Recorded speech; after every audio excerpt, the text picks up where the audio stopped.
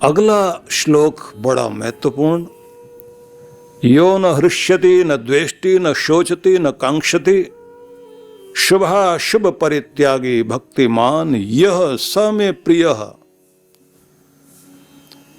न तो बहुत हर्षित होता है और न बैर में रहता, न दुख मानता है और न किसी इच्छा के लिए पागल है। भले और बुरे का परित्याग करके जीवन जी रहा हो। भले बुरे से मतलब ये है, ये मेरे मतलब की चीज और ये मेरे मतलब की चीज नहीं। प्रयोजन और निष्प्रयोजन दोनों अवस्थाओं से अलग हटकर जो ईश्वर की इच्छा में अपनी इच्छा को मिलाकर जीने लग जाए, श्री कृष्ण कहते हैं वह मेरा प्रिय है। वह जो भक्ति को सबसे अधिक महत्वपूर्ण मानकर चल रहा है। इसलिए कहते हैं ना कि करते हैं दर्शन योगी संयम समाधि में सोकर। अनुभवी मनीषी उसको पाते हैं उसके होकर। आंखें मूंदे मूंदे ही देखा करती थी मीरा, न जाने कितने सूरों ने देखा है उसे आंखें खोकर। सूरदास ने तो परमात्मा के लिए, उसकी भक्ति के लिए अपनी आंखें गंवा दी थी, लेकिन फिर भी दर्शन कर लिए भगवान के। मीरा ने जिस प्रकार से आंखें मूंद करके परमात्मा के दर्शन कर लिए, सूरदास ने जैसे आंखें खोकर भगवान को पा लिया। जैसे संयम और समाधि में बैठकर योगी अपने प्रभु को पाते हैं, अनुभवी मनीषी जैसे सेवा साधना में अपने प्रभु का दर्शन करते हैं, ऐसे ही कोई इच्छा रहित हुआ प्यारा भक्त परमात्मा की इच्छा में अपनी इच्छा को मिलाकर उसके गुणगान गाता हुआ उसका होकर जीता है। कहते हैं कि वह परमात्मा का प्रेम पाने के योग्य बनता है, दर्शन करने का अधिकारी बनता है। तो कुछ लोग जिनके अंदर अद्भुत श्रद्धा होती है, जिसे कहते हैं श्रद्धा देवो देवत्वम अश्नुते, तैत्तरीय उपनिषद में कहा गया है देवताओं ने देवत्व पाया श्रद्धा के कारण, क्योंकि श्रद्धा आंख बन जाती है परमात्मा का दर्शन करने के लिए। आपके अंतर ज्योति कोई और नहीं बनती, केवल आपकी श्रद्धा बनती है। अगर आपकी श्रद्धा बहुत गहरी है तो वही दर्शन कराने में आंख का काम करेगी, क्योंकि श्रद्धा वाला व्यक्ति इतना नियम वाला बन जाता है, वो श्रद्धा जगाएगी उसको। श्रद्धा वाले व्यक्ति को मौसम कितनी भी लोरी देकर के सुलाए, श्रद्धा जगा देगी कि नहीं जाना ही है। श्रद्धा कठिनाइयों के पार लेकर जाएगी। कोई व्यक्ति केदारनाथ में जा रहा हो, मौसम ठीक नहीं है, या अमरनाथ की यात्रा कर रहा हो, या कैलाश मानसरोवर के लिए यात्रा कर रहा हो, तो विपरीत वातावरण के बीच भी उसकी यात्रा जारी रहेगी, क्योंकि श्रद्धा लेकर जाएगी। श्रद्धा वाले लोग दुनिया के बड़े से बड़े आश्चर्यजनक कार्य कर जाते हैं, क्योंकि श्रद्धा है वही श्रद्धया सत्यम आप्यते। श्रद्धा है जो सत्य को प्राप्त कराती है। सत्य मतलब परमेश्वर। इस पूरी दुनिया का सच एक ही है, परमात्मा सच्चा और उसका नाम सच्चा। उसका मार्ग भी किसी सच्चे को मिलता है और सच्चा ही सच्चे को पाता है। तो ऐसा कोई व्यक्ति जो श्रद्धा वाला हो, श्रद्धेव सर्वधर्माणाम मातेव हितकारिणी, सभी कर्तव्य कर्मों को कराने के लिए श्रद्धा ही लेकर जाएगी। और श्रद्धा को कहा गया है कि माँ की तरह हितकारिणी है वो। जैसे माँ हमेशा भला ही सोचेगी, ऐसी श्रद्धा जो है वो भला कराएगी और शुभ कार्यों की तरफ लेकर जाएगी। इसलिए ये बात अवश्य ध्यान में रख लीजिए कि जिसने भी पाना है परमात्मा को, उसे श्रद्धा वाला हो करके ही चलना पड़ेगा। श्रद्धा ही मार्ग है, श्रद्धा के द्वारा ही कृपा होगी। और अगर श्रद्धा से रहित होकर चल पड़े तो कितना भी आप नियम कार्य करते रहिए, बिना श्रद्धा के तो यात्रा आगे बढ़ेगी ही नहीं। इसलिए सभी के लिए मेरा निवेदन है कि हर दिन चेक करते रहो कि हमारी श्रद्धा कितनी है, हमारी श्रद्धा हमें आगे ले जा रही है या हमारी श्रद्धा हमें रोक कर खड़ी हुई है। अगर आपकी श्रद्धा आपके लिए बाधक बन गई है, मतलब श्रद्धा जागी और हट गई, तो उसे फिर से जगाइए। कम है उसे बढ़ाइए, और अतिशय है तो भगवान का धन्यवाद कीजिए। इसलिए कहते हैं श्रद्धाम प्रातः हवामहे। प्रभात में उठकर व्यक्ति को जैसे भक्ति को पुकारे कि भक्ति मुझ में स्थिर हो, वैसे ही व्यक्ति को श्रद्धा को पुकारना चाहिए कि मेरे जीवन में श्रद्धा बढ़े। तो भगवान की भक्ति में सफल होगा वह व्यक्ति जो किसी खुशी को पाकर बहुत उछले नहीं और किसी दुख को पाकर के बहुत दुखी ना हो जाए।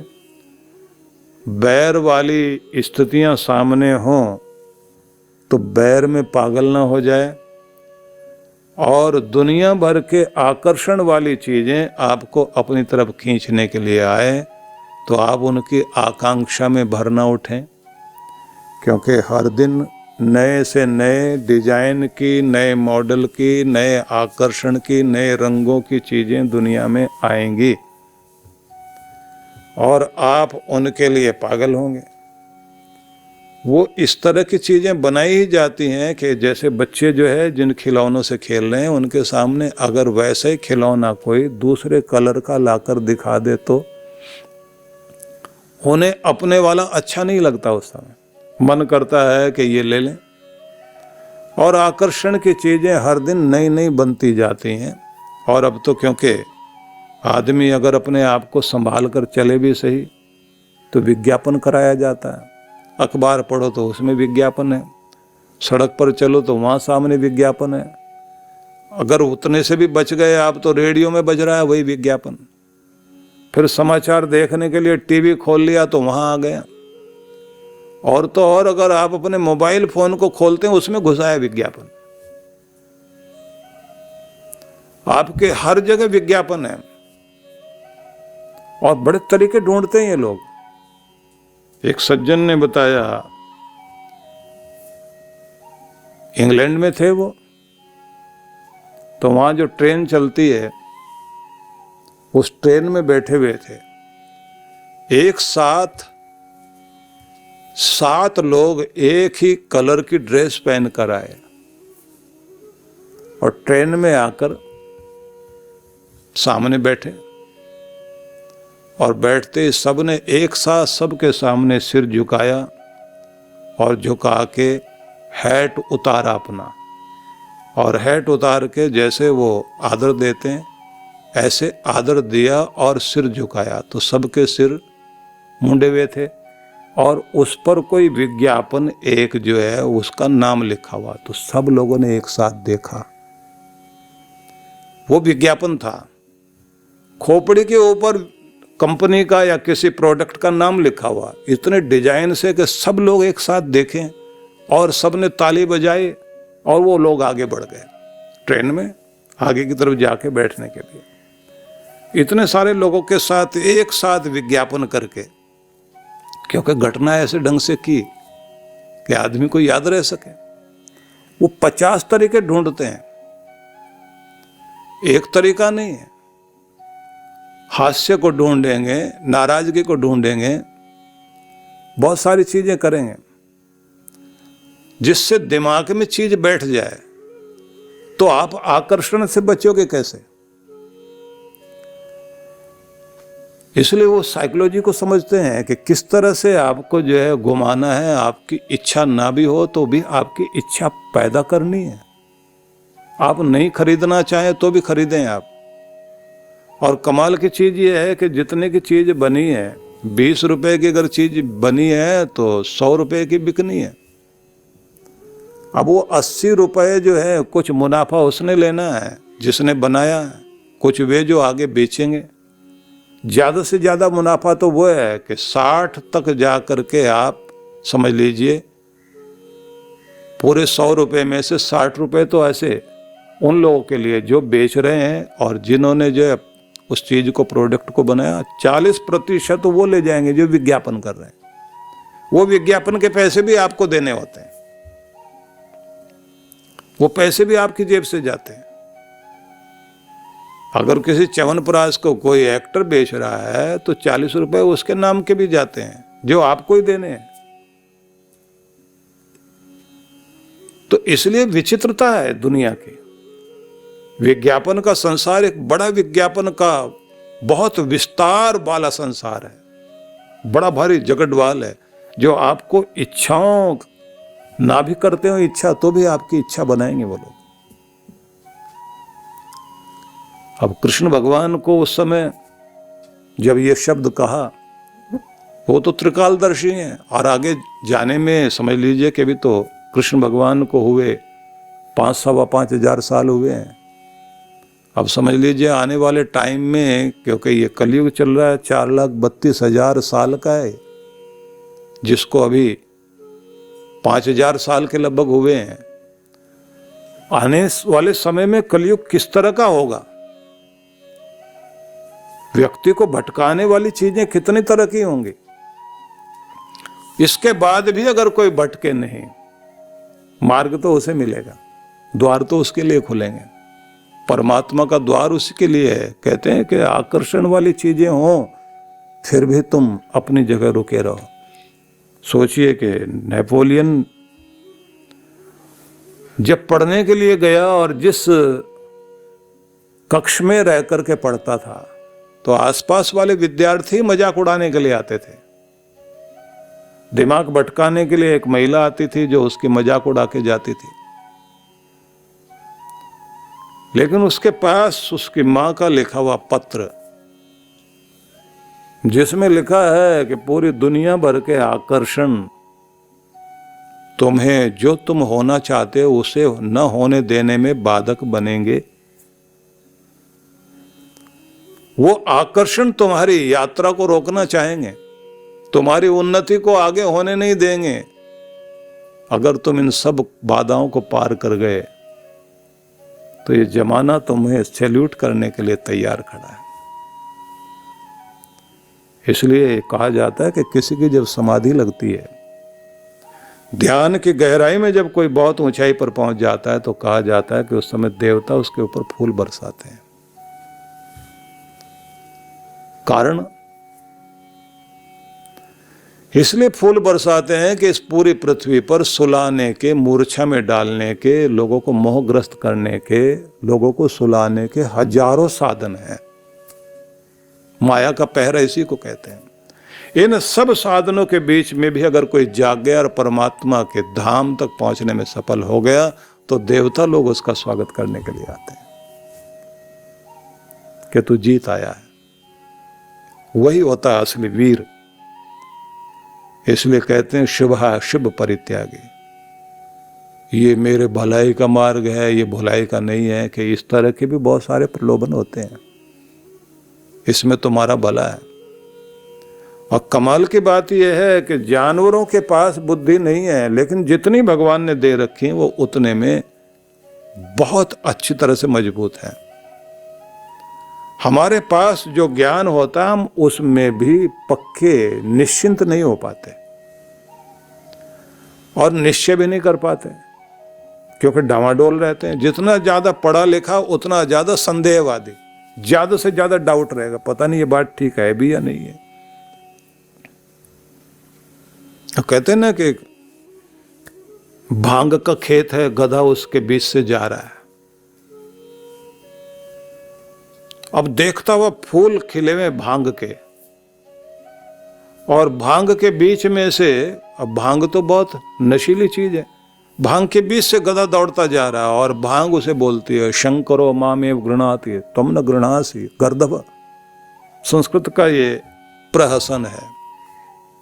भगवान शंकर पर भी भांग चढ़ा दी जाती है कि वो भी पसंद कर लेते हैं हमको तो, और गधे तो मुंह उठाए भागा जा रहा है। एक बार देख तो सही हमारी तरफ। अब गधे ने जो है उसके पास कितनी बुद्धि है। जब किसी को निर्बुद्धि कहना होता तो गधा कहते हैं लोग। अब गधे के पास भी जितनी बुद्धि है उतनी बुद्धि के अनुसार पक्का है वो। उसने हाथ जोड़ लिए भांग के सामने, भांग देवी के सामने हाथ जोड़ के ये कहा कि देखो तुम्हें खा करके लोग जो है मेरे जैसे हो जाते हैं, और मैं तो पहले से ही हूं, और अगर मैंने खा लिया तो मैं किस गति को प्राप्त होऊंगा, इसलिए आप अपनी जगह ठीक हैं। अब आप सोचिए कि एक जानवर भी क्या खाना क्या नहीं खाना इसकी बुद्धि है उसके पास, इंसान के पास नहीं है। हमारा दिमाग एकदम हिल जाता है, दिमाग कहां से कहां पहुंच जाता है। कहते हैं कि ये भलाई का और ये बुराई का नहीं है, ये हित वाला ये हित वाला नहीं है, कि इस तरह की चीजें कहकर भी तुम्हें कोई भटकाए, जिन दोनों को छोड़ करके भक्ति से जुड़ जाए, स में प्रिय कृष्ण भगवान कहते हैं वो मेरा प्यारा है। इसलिए बात ध्यान रख लीजिए कि हमारी बुद्धि सुबुद्धि बनी रहे और हमारी भक्ति बढ़ती रहे, हमारा ध्यान भगवान के चरणों में लगा रहे और हम अपने कर्तव्य कर्म पूरी तरह से कर सकें। इसके लिए बहुत आवश्यक है कि हम सभी गुरु के द्वारा दिए गए निर्देश का पालन करते रहें, और अगर गुरु के निर्देशों का पालन करते रहेंगे तो ये बात ध्यान रख लीजिए, जब भी मन विचलित हो तो अपने गुरु को याद करो, जब किसी संकट में हो तो अपने गुरु को याद करो, और जब कोई घर में खुशी आए तो भी अपने गुरु के प्रति भावना बनाकर उनको बधाई दो कि आपकी कृपा से मेरे घर में खुशी आई है।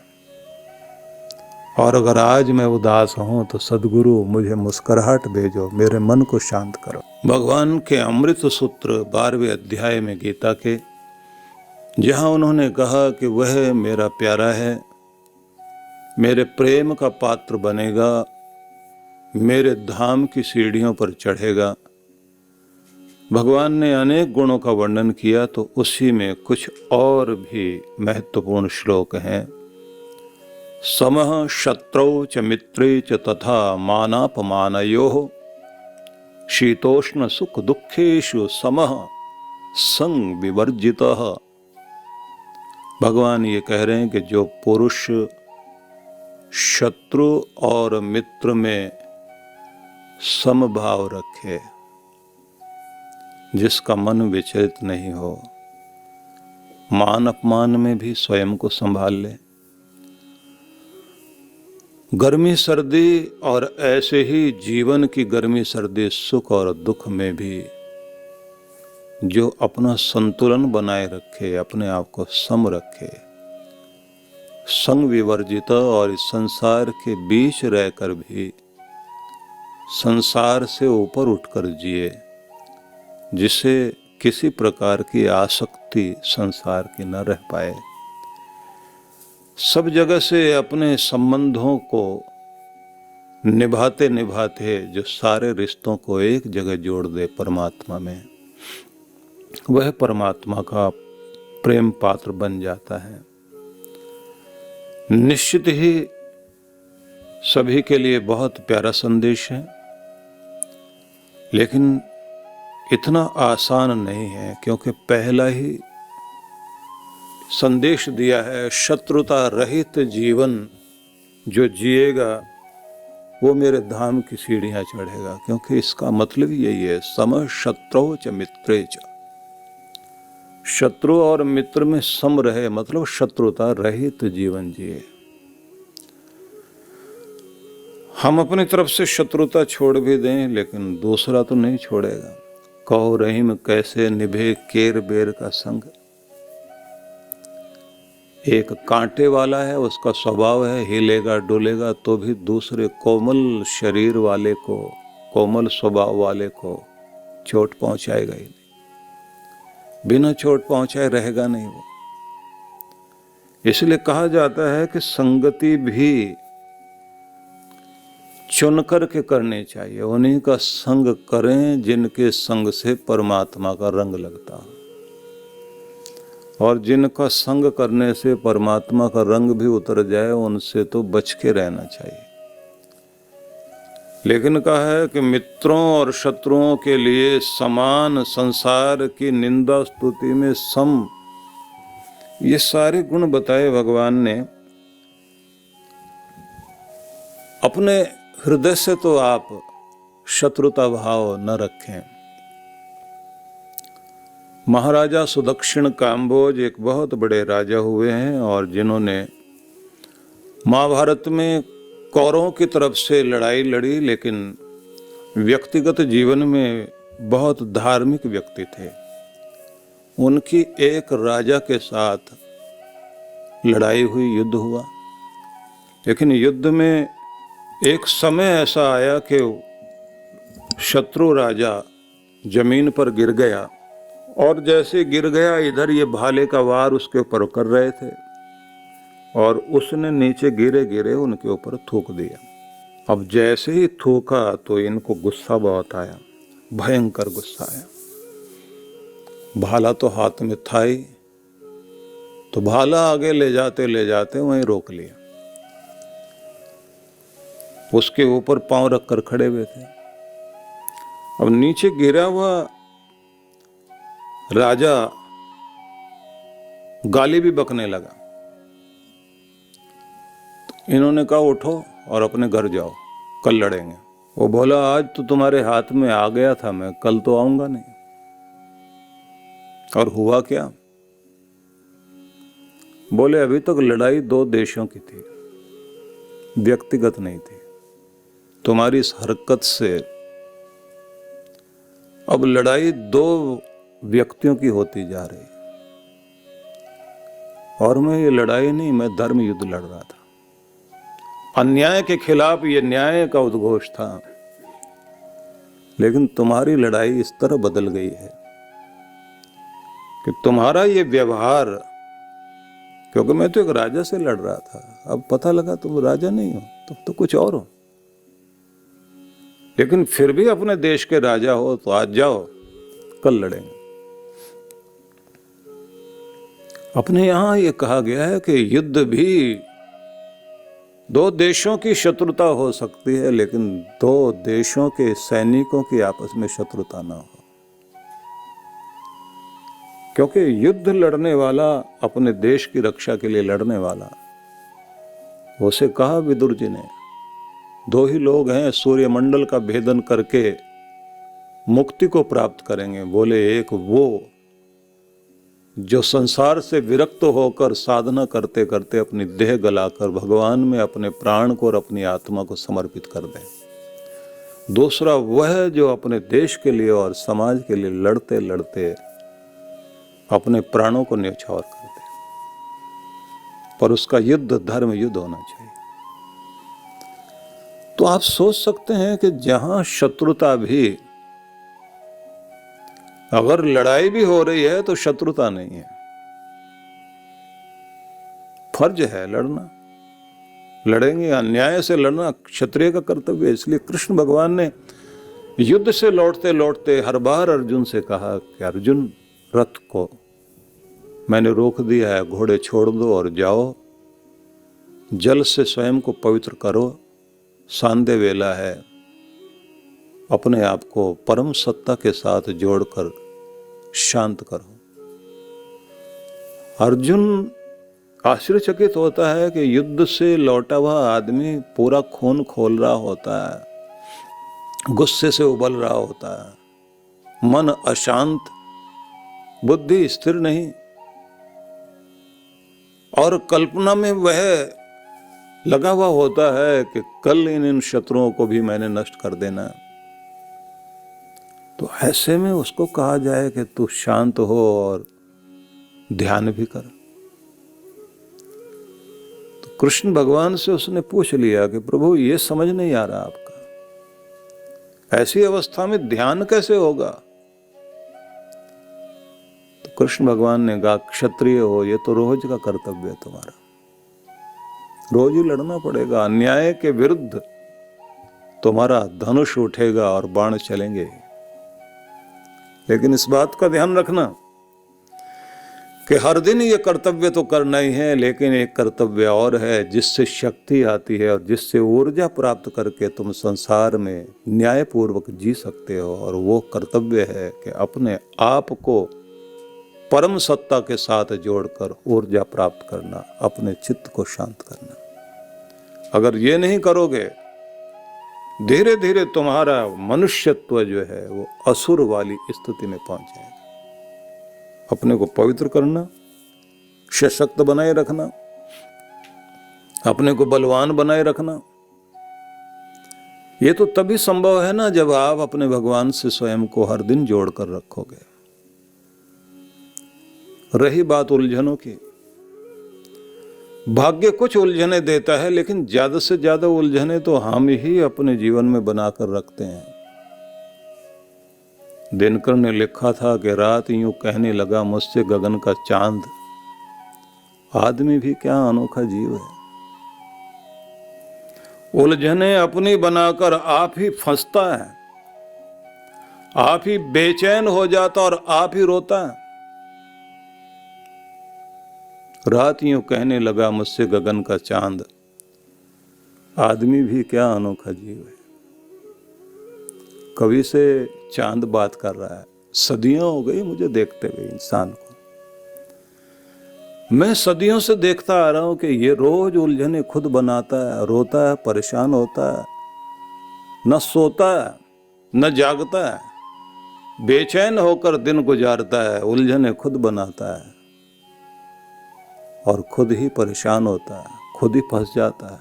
मकड़ी तो जाले बनाती है लेकिन खुद नहीं फंसती, ये अजीब है। खुद ही जाले बनाएगा, खुद ही फंस के बैठेगा, फिर रोएगा और फिर ना सोता है न जगता है।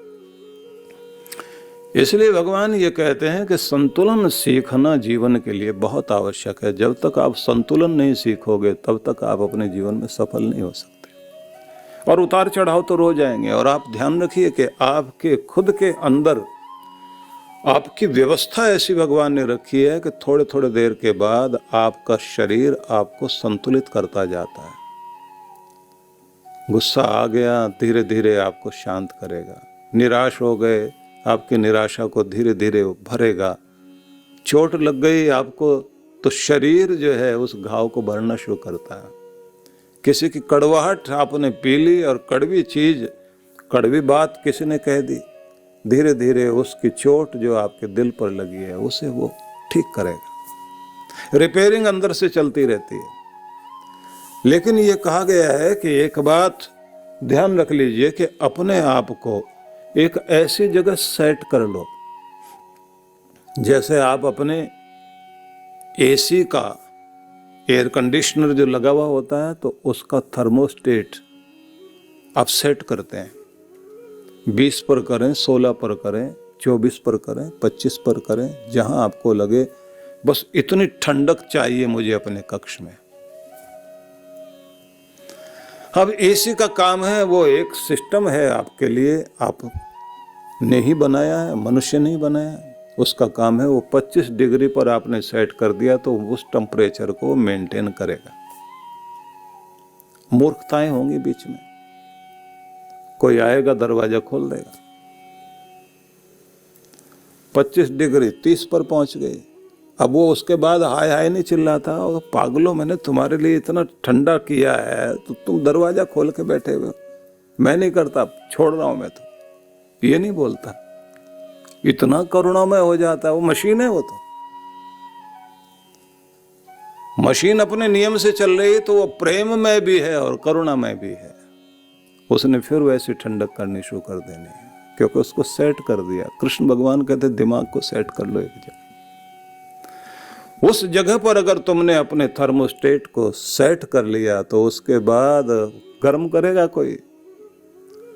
तुम्हारा टेम्परेचर जो मेंटेन किया उसको बिगाड़ देगा कोई भी आएगा? इधर से खिड़की खोल दी, उधर से दरवाजा खोल दिया, सारी हवा निकल जाएगी बाहर। तो इंसान हो, पत्थर तो नहीं हो, असर तो पड़ेगा। लेकिन अंदर अगर तुम्हारे ये विधि है कि जहां खुद को सेट किया हुआ है, फिर से अपने टेम्परेचर को वहीं लेकर के आओ। तो इसी का नाम संतुलन है। अद्भुत है कृष्ण। इसलिए कहते हैं वहां अपने आप को व्यवस्थित करो जहां शत्रुता और मित्रता दोनों के दोनों अलग अलग किनारों पर हो, लेकिन आप बीच में खड़े हुए, पुल के बीच, कोई असर नहीं।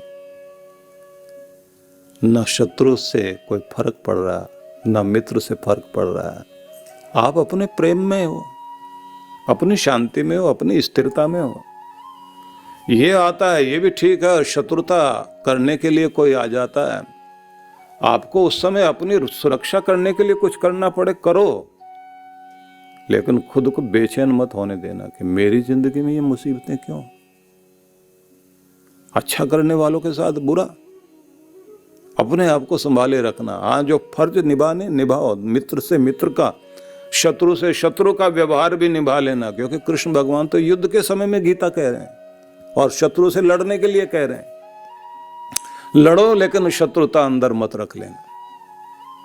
अद्भुत बात थी कि जिस समय पानी के अंदर घुस के बैठा था दुर्योधन,